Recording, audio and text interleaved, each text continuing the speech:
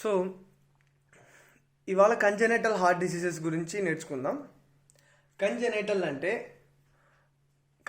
Diseases అంటే the diseases which are present since birth అనమాట. అంటే పుట్టుకతోనే చైల్డ్ బర్త్తోనే ఉండే డిసీజెస్ని కంజెనిటల్ డిసీజెస్ అంటాం. స్పెసిఫిక్గా హార్ట్కి ఉంటే మాత్రం దాన్ని కంజెనిటల్ హార్ట్ డిసీజెస్ అంటాం. కంజెనిటల్ అంటే the diseases which are present since birth. ఇప్పుడు కంజెనిటల్ హార్ట్ డిసీజెస్ అనేవి 2 క్లాసిఫికేషన్స్ చేస్తారనమాట. అవి ఏమేంటివంటే acyanotic congenital heart diseases, cyanotic congenital heart diseases. Acyanotic congenital heart diseases అంటే ఏసైనోటిక్ అంటే ఏంటి, సైనోసిస్ అంటే ఏంటి, బ్లూయిష్ అపిరెన్స్ అనమాట. అంటే ఈ ఏసైనోటిక్ కంజెనిటల్ హార్ట్ డిసీజెస్లో హార్ట్లో డిఫెక్ట్ ఉంటుంది కానీ మెయిన్ సిమ్టమటాలజీలో ఎక్కడా కూడా ఈ బ్లూయిష్ డిస్కలరేషన్ అనేది ఉండదు అనమాట. అందుకని దానికి ఏసైనోటిక్ కంజెనిటల్ హార్ట్ డిసీజెస్ అని పెట్టారు. అలానే సైనోటిక్ కంజెనిటల్ హార్ట్ డిసీజెస్లో ఏంటి అంటే మెయిన్ సిమ్టమ్స్లోనే ఫస్ట్ సిమ్టమ్ ఏముంటుందంటే ఆ డిసీజెస్లో bluish appearance of the either upper limb కానీ ఎయిదర్ లోవర్ లిమ్స్ కానీ ఆర్ అంటే పెరిఫరల్ సైనోసిస్ కానీ ఆర్ సెంట్రల్ సైనోసిస్ కానీ డిపెండ్ అపాన్ ది ప్యాథాలజీ. అది ఫర్దర్గా చూద్దాం. మెయిన్ ఇది కాన్సెప్ట్. ఏసైనోటిక్ అంటే ఏంటి అంటే బ్లూయిష్ కలరేషన్ అనేది కనపడదు, అందుకనే వీటికి ఏసైనోటిక్ హార్ట్ డిసీజెస్ అంటాం. సైనోటిక్ కంజెనిటల్ హార్ట్ డిసీజెస్ అంటే ఏంటంటే బ్లూయిష్ డిస్కలరేషన్ అనేది ప్రైమరీ సిమ్టమ్గా కనపడుతుంది కాబట్టి వాటిని సైనోటిక్ కంజెనిటల్ హార్ట్ డిసీజెస్ అంటాం. సో ఇప్పుడు ఈ ఏసైనోటిక్ కంజెనిటల్ హార్ట్ డిసీజెస్ ఏంటి? ఫస్ట్ది పీడిఏ, పేటెంట్ డక్టస్ ఆర్టెరియోసస్. సెకండ్ది ఏఎస్డి అంటే ఏట్రియల్ సెప్టల్ డిఫెక్ట్. థర్డ్ది విఎస్డి అంటే వెంట్రికులర్ సెప్టల్ డిఫెక్ట్. ఫోర్త్ది సిఓఏ, కోఆర్డినేషన్ ఆఫ్ అయోర్టా. ఈ 4 ఏసైనోటిక్ కంజెనిటల్ హార్ట్ డిసీజెస్ అనమాట. అలానే సైనోటిక్ కంజెనిటల్ హార్ట్ డిసీజెస్లో టీఓఎఫ్, టెట్రాలజీ ఆఫ్ ఫాలెట్ ఒకటి, ట్రాన్స్పోజిషన్ ఆఫ్ గ్రేట్ వెజల్స్ ఒకటి, మూడోది ట్రంకస్ ఆర్టెరియోసస్. ఈ 3 డిసీజెస్ వచ్చేసరికి సైనోటిక్ కంజెనిటల్ హార్ట్ డిసీజెస్ కిందకి వస్తాయన్నమాట. సో అసలు ముందు కంజెనిటల్ హార్ట్ డిసీజెస్ గురించి చదివే ముందు ఫస్ట్ మనం ఒక బేసిక్ కాన్సెప్ట్ తెలుసుకోవాలి. అదేంటంటే ఫీటల్ సర్క్యులేషన్. ఫీటల్ సర్క్యులేషన్కి మన అడల్ట్ సర్క్యులేషన్కి చాలా డిఫరెన్స్ ఉంటుంది. ఫీటల్ సర్క్యులేషన్ అంటే ఆ మదర్ ఊంబు లోపల ఉన్నప్పుడు ఆ ఫీటస్ యొక్క సర్క్యులేషన్ ఎలా ఉంటుంది, దానికి డెలివరీ అయిన తర్వాత బర్త్ నుంచి ఇంకా డెత్ వరకు ఈ మధ్యలో మన హార్ట్కి చాలా డిఫరెన్స్ ఉంటుందన్నమాట. ఫస్ట్ మెయిన్ రీజన్ ఏంటి అంటే ఫీటల్ సర్క్యులేషన్లో ఫీటస్లో లంగ్స్ అనేవి ఇన్ఫంక్షనల్గా ఉంటాయి. లంగ్స్ అనేవి ఫంక్షనల్ అవ్వవు. ఇప్పుడు మన అడల్ట్స్ లాగా లంగ్స్ అనేవి ఫంక్షనల్లో ఉండవు. మరి లంగ్స్ ఫంక్షనల్ లేకపోతే వాటికి ఆక్సిజనేటెడ్ బ్లడ్ ఎక్కడి నుంచి వస్తుంది? సో ఈ ఆక్సిజనేటెడ్ బ్లడ్ ఎవరు ఇస్తారు అంటే అంబలికల్ వెయిన్స్ అనమాట. సో అంబలికల్ వెయిన్స్ నుంచి ఆక్సిజనేటెడ్ బ్లడ్ వస్తుంది. ఫస్ట్ ఆఫ్ ఆల్ ఒక చిన్న రఫ్ డయాగ్రామ్ వేసుకుందాం, అప్పుడు ఈజీగా మనకి ఫీటల్ సర్క్యులేషన్ అనేది అర్థమైపోతుంది అనమాట. సో ఇది ఫీటల్ సర్క్యులేషన్ అనమాట. ఈ డయాగ్రామ్ అర్థమైతే చాలా ఈజీగా ఉంటుంది. ఇక్కడ ఏం లేదు, మెయిన్గా ఫీటస్లో నేను చెప్పాను ఏంటి, లంగ్స్ అనేవి ఫంక్షన్ చెయ్యవు. ఫీటస్ లంగ్స్ ఫంక్షన్ చేయనప్పుడు మరి ఫీటస్కి ఆక్సిజనేటెడ్ బ్లడ్ ఎక్కడి నుంచి వస్తుంది అంటే ఇక్కడి నుంచి అంబలికల్ వెయిన్ నుంచి వస్తుంది. ఫీటస్కి ఆక్సిజనేటెడ్ బ్లడ్ అంబలికల్ వెయిన్ నుంచి వస్తుంది అనమాట. ఈ అంబలికల్ వెయిన్ ఎక్కడి నుంచి వస్తుంది అంటే ఆబ్వియస్లీ ప్లాసెంటా. అర్థమైందా? ఈజీ. సో ప్లాసెంటా నుంచి అంబలికల్ వెయిన్ వస్తుంది. ఇక్కడ రెడ్తో గీసినవన్నీ, రెడ్ మార్కర్ ఉన్నవన్నీ అనమాట ఆక్సిజనేటెడ్ బ్లడ్. అంటే అంబలికల్ వెయిన్లో ఉండేది ఆక్సిజనేటెడ్ బ్లడ్. హ్యాపీ. ఇప్పుడు ఏంటి, ఈ ప్లాసెంటా నుంచి అంబలికల్ వెయిన్ వచ్చింది. అంబలికల్ వెయిన్ ఆక్సిజనేటెడ్ బ్లడ్ని తీసుకొని వెళ్తూ ఉంది. ఎక్కడి దాకా వెళ్ళింది? లివర్ దాకా వెళ్ళింది. ఇప్పుడు లివర్లో ఏం జరుగుతుందంటే, లివర్లో మరి సెల్స్ ఉంటాయి కదా, హెపాటిక్ సెల్స్, హెపాటోసైట్స్.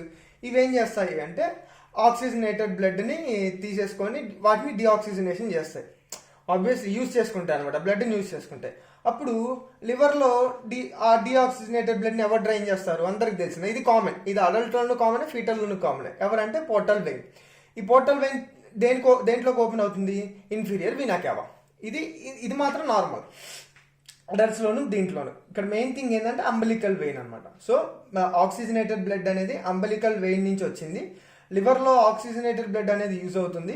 లివర్ నుంచి ఆ డీఆక్సిజనేటెడ్ బ్లడ్ అనేది పోర్టల్ వెయిన్ డ్రైన్ చేస్తుంది. పోర్టల్ వెయిన్ దేంట్లోకి డ్రైన్ చేస్తుంది? Inferior vena కేవా. ఇప్పుడు మనకి బాడీలో ఉన్న డీఆక్సిజనేటెడ్ బ్లడ్ మొత్తం 2 గ్రేట్ వెయిన్స్ డ్రైన్ చేస్తాయన్నమాట. అవి ఎవరు అంటే, ఒకటి inferior vena cava from lower parts of the body, అలానే superior vena cava from upper parts of the body. అంటే మ్యాక్సిమం అప్పర్ పార్ట్లో ఉన్న డీఆక్సిజనేటెడ్ బ్లడ్ అంతా, అంటే హెడ్, నెక్, అప్పర్ ఎక్స్ట్రిమిటీస్, ఇవి సుపీరియర్ వీనా కేవా డ్రైన్ చేస్తుంది.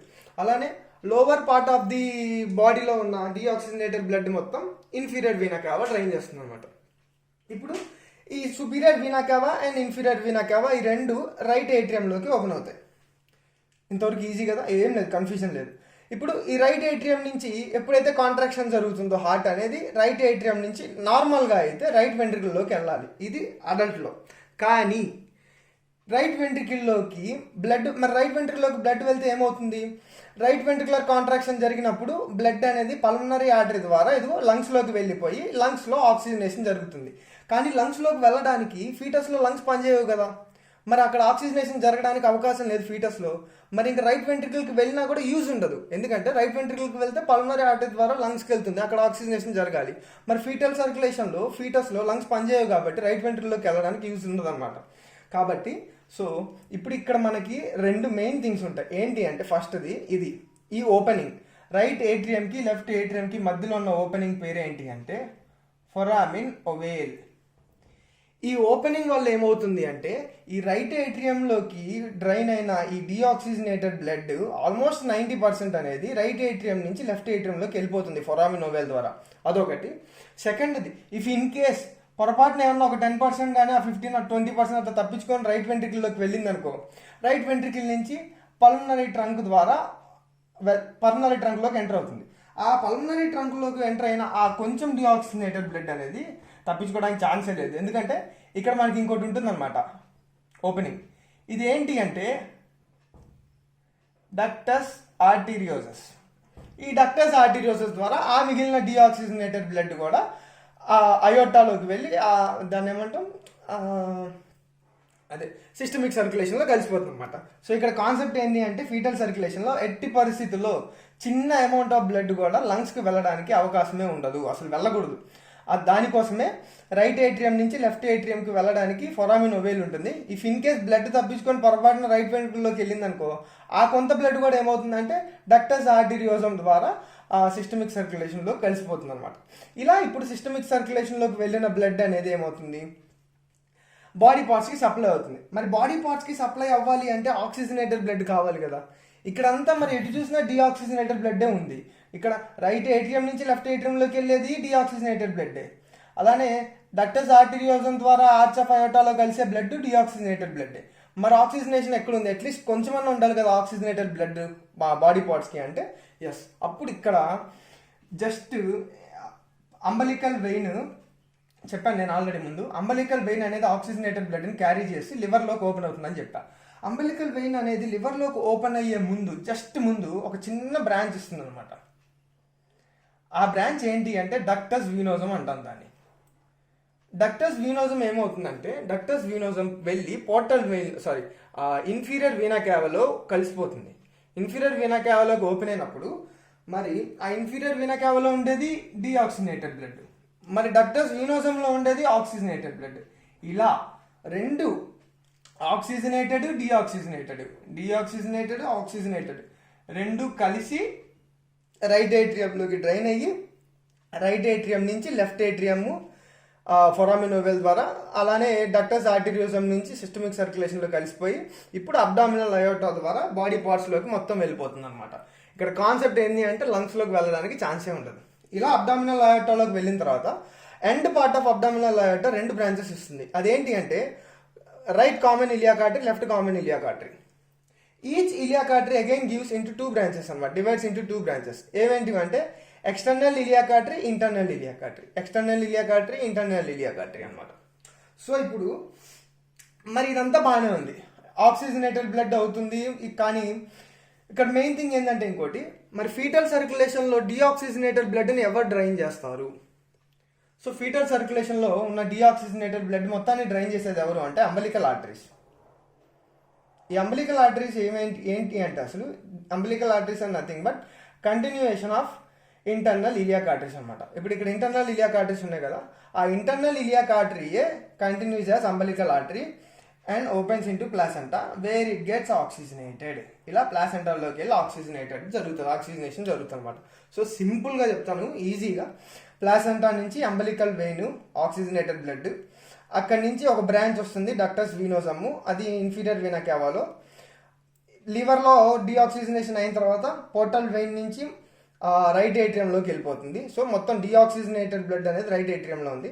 రైట్ ఏట్రియం నుంచి foramen oval ద్వారా లెఫ్ట్ ఏట్రియంలోకి, అలానే రైట్ వెంట్రికల్ నుంచి డక్టస్ ఆర్టీరియోసమ్ ద్వారా అయోటాలోకి కలిసిపోయి ఇలా బాడీ పార్ట్స్కి సప్లై అయిపోయి మళ్ళీ whole deoxygenated blood is carried by umbilical artery into the placenta. ఇది మెయిన్ థింగ్ అనమాట. కానీ మనకి నార్మల్గా ఎప్పుడైనా గుర్తుపెట్టుకోండి, బ్లడ్ ఫ్లో అనేది ఎట్లా జరుగుతుంది అంటే హయ్యర్ ప్రెషర్ సిస్టమ్ నుంచి లోవర్ ప్రెషర్ సిస్టమ్కి జరుగుతుంది. అడల్ట్ లైఫ్లో ఎలా ఉంటుంది అంటే అడల్ట్లో కానీ బర్త్ అయిన తర్వాత ఎలా ఉంటుందంటే లెఫ్ట్ సైడ్ ప్రెషర్ ఎక్కువ ఉంటుంది, ఆబ్వియస్లీ అంతే కాదు. ఎందుకంటే left side of the heart అనేది బాడీ పార్ట్స్ మొత్తానికి బ్లడ్ సప్లై చేయాలి.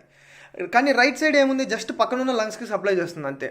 కాబట్టి రైట్ సైడ్ ప్రెషర్ అనేది తక్కువ ఉంటుంది, ఎందుకంటే పక్కనే ఉన్న లంగ్స్కి సప్లై చేస్తుంది కాబట్టి దానికి పెద్ద పవర్ అక్కర్లేదు. కానీ లెఫ్ట్ సైడ్ మాత్రం ఎక్కడెక్కడో దూరంగా ఉన్న బాడీ పార్ట్స్ మొత్తానికి సప్లై చేయాలి కాబట్టి లెఫ్ట్ సైడ్ ప్రెషర్ ఎక్కువ ఉంటుంది. ఏది ఆఫ్టర్ బర్త్. అందుకని ఎప్పుడు హై ప్రెషర్ సిస్టమ్ నుంచి లో ప్రెషర్ సిస్టమ్కి బ్లడ్ ఫ్లో మూవ్ అవ్వాలి. కానీ ఫీటల్ సర్క్యులేషన్లో మాత్రం రైట్ నుంచి లెఫ్ట్కి వెళ్తుంది బ్లడ్, అలానే ఇక్కడ కూడా రైట్ నుంచి లెఫ్ట్కి వెళ్తుంది. ఎందుకు మరి ఫీటల్ సర్క్యులేషన్లో రైట్ సైడ్ ప్రెషర్ ఎక్కువ ఎందుకు ఉంది, లెఫ్ట్ సైడ్ ఎందుకు లేదు అంటే దానికి మెయిన్ థింగ్ ఏంటి అంటే హైపాక్సిక్ వాసో కన్స్ట్రిక్షన్.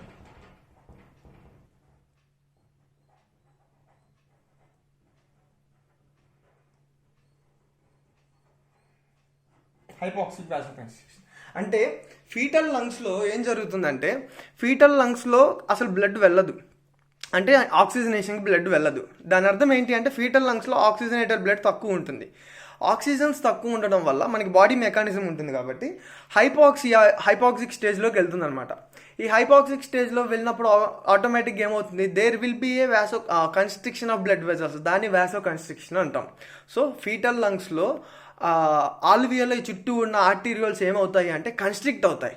ఆ కన్స్ట్రిక్ట్ అవడం వల్ల ఫీటల్ లంగ్స్లో పల్మనరీ హైపర్ టెన్షన్ ఎక్కువ ఉంటుంది అనమాట. పల్మనరీ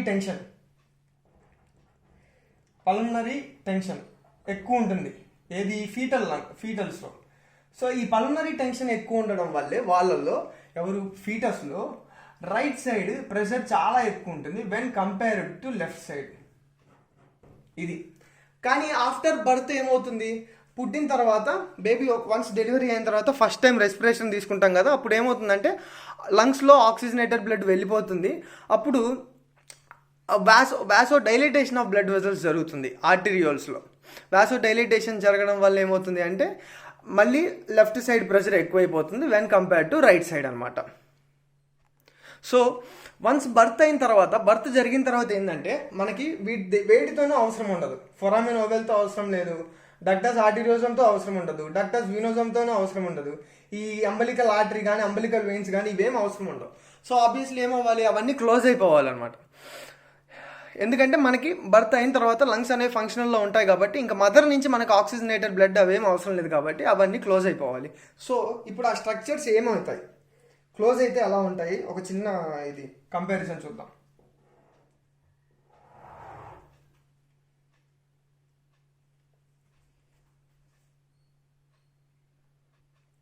సో ఇవి మెయిన్ డిఫరెన్సెస్ అనమాట. Main differences of foetal circulation and after birth అయిన తర్వాత సర్క్యులేషన్కి మెయిన్ డిఫరెన్సెస్ ఏంటంటే ఫీటస్లో ఫొరామిన్ ఓవేల్ ఉంటుంది మనకి, దీనివల్లే కదా రైట్ ఏట్రియం నుంచి లెఫ్ట్ ఏట్రియంలోకి బ్లడ్ వెళ్ళేది. అది క్లోజ్ అయిపోతే దాన్ని ఫోసా ఓవాలిస్ అంటాం. అలానే ఫీటల్ స్టేజ్లో డక్టస్ ఆర్టీరియోసమ్ ఉంటుంది, పల్మనరీ ట్రంక్ నుంచి ఆర్చ్ ఆఫ్ అయోర్టాకి వెళ్ళడానికి డక్టస్ ఆర్టీరియోసమ్ ఉంటుంది. అది క్లోజ్ అయితే దాన్ని లిగమెంటమ్ ఆర్టీరియోసమ్ అంటాం. అలానే ఫీటస్లో డక్టస్ వీనోసమ్ ఉంటుంది. ఈ డక్టస్ వీనోమ్ ఇట్ ఈస్ ఎ బ్రాంచ్ అనమాట. ఎక్కడి నుంచి వస్తుంది? అంబలికల్ వెయిన్ నుంచి ఒక చిన్న బ్రాంచ్ వస్తుంది విచ్ డ్రైన్స్ ఇంటూ ఇన్ఫీరియర్ వెయినా కేవా. అది క్లోజ్ అయితే దాన్ని ఏమంటామంటే లిగమెంటమ్ వీనోజమ్ ఆఫ్ లివర్. లివర్కి 4 or 5 లిగమెంట్స్ ఉంటాయి కదా, అందులో ఇది కూడా ఒకటి, ఎక్కడో ఇన్ఫీరియర్లోనూ something ligamentum venosum of liver అంటాం. దట్ ఈస్ వీనోజమే ligamentum venosum of liver. Next ఏంటి అంటే అంబలికల్ వెయిన్. ఈ అంబలికల్ వెయిన్ రిగ్రెస్ అయితే దాన్ని ఏమంటామంటే రౌండ్ లిగమెంట్ ఆఫ్ లివర్ అని అంటాం. అది బర్త్ అయిన తర్వాత ఇవన్నీ క్లోజ్ అయిపోతాయి, వాటి అప్పుడు నేమ్స్ చేంజ్ అయిపోతాయి అనమాట. దాన్ని రౌండ్ లిగమెంటమ్ ఆఫ్ లివర్. ఇంకా అంబలికల్ ఆర్టరీస్ ఉంటాయి కదా, ఇంకా వీటితో అవసరం లేదు మనకి. అప్పుడు అవి ఏమవుతాయంటే అవి చాలా చిన్నవి అయిపోయి రిగ్రెస్ అయిపోయేదాను వెసిక్యులర్ ఆర్టరీస్ లాగా చేంజ్ అవుతాయి. So vesicular arteries is nothing but ఇవేంటి అంటే వెసిక్యులర్ ఆర్టరీస్ అనేవి arteries that supply to small portion of urinary bladder అనమాట. పేర్లోనే ఉంది vesicular arteries. So small portion of urinary బ్లాడర్కి సప్లై చేస్తూ ఉంటాయి. ఇంకా మెయిన్ చేంజ్ ఏంటి అంటే డిఫరెన్స్, ఫీటస్లో రైట్ సైడెడ్ ప్రెషర్ ఎక్కువ ఉంటుంది. రైట్ సైడెడ్ ప్రెషర్ ఎక్కువ ఉంటుంది ఎందుకంటే because of hypoxic vasoconstriction. అసలు ఇది ఎందుకు జరుగుతుంది అంటే లంగ్స్ ఇన్ఫంక్షనల్ కాబట్టి హైపోక్సిక్ వాసో కన్స్ట్రిక్షన్ జరగడం వల్ల రైట్ సైడెడ్ ప్రెషర్ ఎక్కువ ఉంటుంది కాబట్టి రైట్ ఛాంబర్ నుంచే లెఫ్ట్ ఛాంబర్లోకి బ్లడ్ వెళ్తుంది ఫీటస్లో. కానీ బర్త్ అయిన తర్వాత ఏమవుతుంది అంటే హైపోక్సిక్ వాసో డైలేటేషన్ జరుగుతుంది. వాసో డైలేటేషన్ జరగడం వల్ల ఆటోమేటిక్గా లెఫ్ట్ సైడెడ్ ప్రెషర్ అనేది ఎక్కువ ఉంటుంది. ఇది ఫీటల్ సర్క్యులేషన్. అస్సలు కన్ఫ్యూజ్ అవ్వాల్సిన పనే లేదు, చాలా ఈజీ ఫీటల్ సర్క్యులేషన్, అంతే.